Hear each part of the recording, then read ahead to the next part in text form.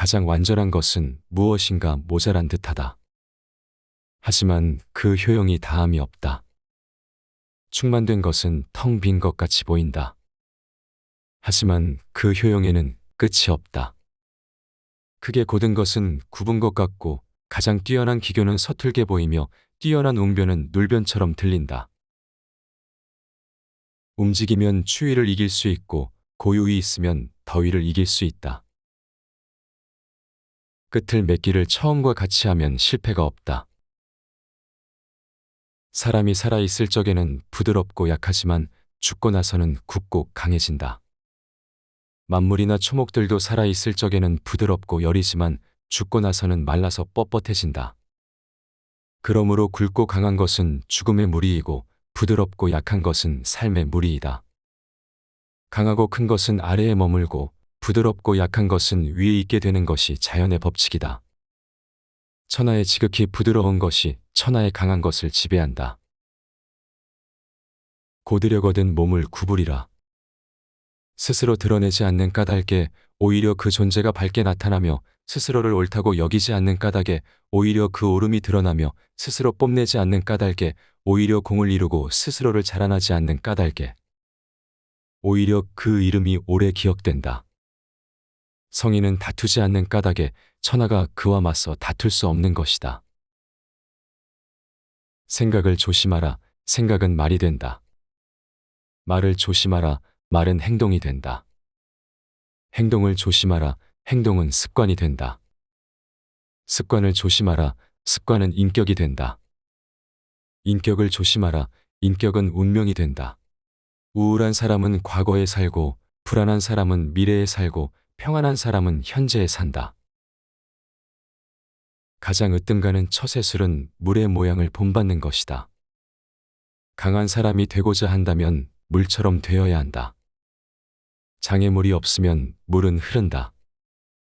둑이 가로막으면 물은 멎는다. 둑이 터지면 또 다시 흐른다.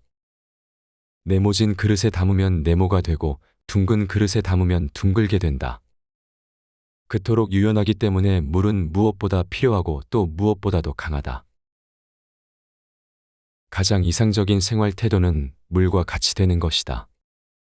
사람들이 당신에게 함부로 대할 때에는 물처럼 유연하라. 대응하거나 복수하려고 하면 상대와 똑같은 사람이 되는 것이다. 물의 귀함과 소중함을 모르는 사람은 물을 함부로 대한다.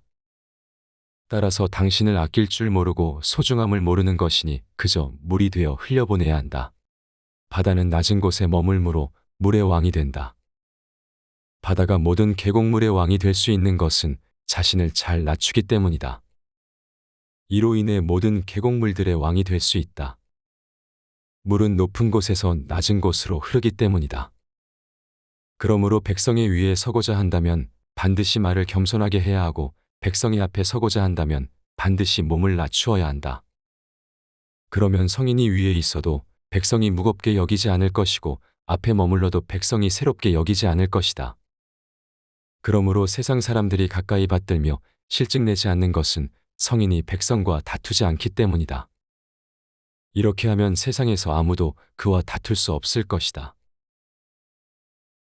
구부러지는 것이 온전히 남는다는 옛말을 믿어라. 진실로 그래야만 사람은 끝까지 온전할 수 있다. 어리석은 사람은 도를 들으면 크게 비웃는다. 뛰어난 자질의 사람은 도를 들으면 부지런히 실천한다. 보통 사람은 도를 들으면 반신반의한다. 어리석은 사람은 도를 들으면 크게 비웃는다. 비웃음 받지 않으면 도라고 할 수 없다. 도에 힘쓰는 사람은 날마다 덜어낸다. 학문에 힘쓰는 사람은 날마다 쌓아가지만 도에 힘쓰는 사람은 날마다 덜어낸다. 덜어내고 또 덜어내어 무위에 이르며 무위하면 이루지 못하는 것이 없다. 세상을 얻고자 하면 항상 일삼는 바가 없어야 하는 것이고 일삼는 바가 있으면 세상을 얻기에 부족하다. 발뒤꿈치를 들고 서 있는 사람은 오래 서 있지 못한다. 발뒤꿈치를 들고 서 있는 사람은 오래 서 있지 못하고 큰 걸음으로 걷는 사람은 오래 걷지 못한다. 자신의 관점으로 보는 사람은 진정한 인식에 도달하지 못하고 자신이 옳다고 하는 사람은 빛나지 못한다. 자신을 드러내는 사람은 공을 차지하지 못하고 자신을 내세우는 사람은 지도자가 되지 못한다. 도의 관점에서 보면 이것들은 남은 밥이나 군더더기 같은 행위에 불과하다. 그러므로 도를 체득한 자는 이렇게 하지 않는 것이 좋다. 세상은 상대적으로 형성되어 있다. 있음과 없음이 같이 있어야 존재할 수 있다. 어렵고 쉬운 것이 같이 있어야 문제가 이루어진다. 길고 짧은 것이 같이 있어야 비교가 된다. 높고 낮음이 같이 있어야 경사가 생긴다. 앞과 뒤가 같이 있어야 순서가 생긴다. 그러므로 슬픔 속에 행복이 있고 좌절 속에 희망이 있다.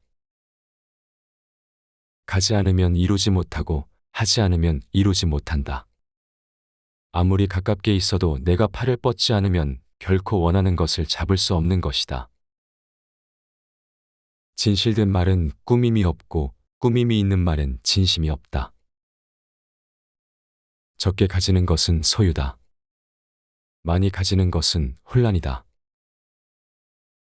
과도한 욕망보다 큰 참사는 없다. 불만족보다 큰 죄는 없다. 그리고 탐욕보다 큰 재앙은 없다. 금욕은 반드시 습관이 되어야 한다.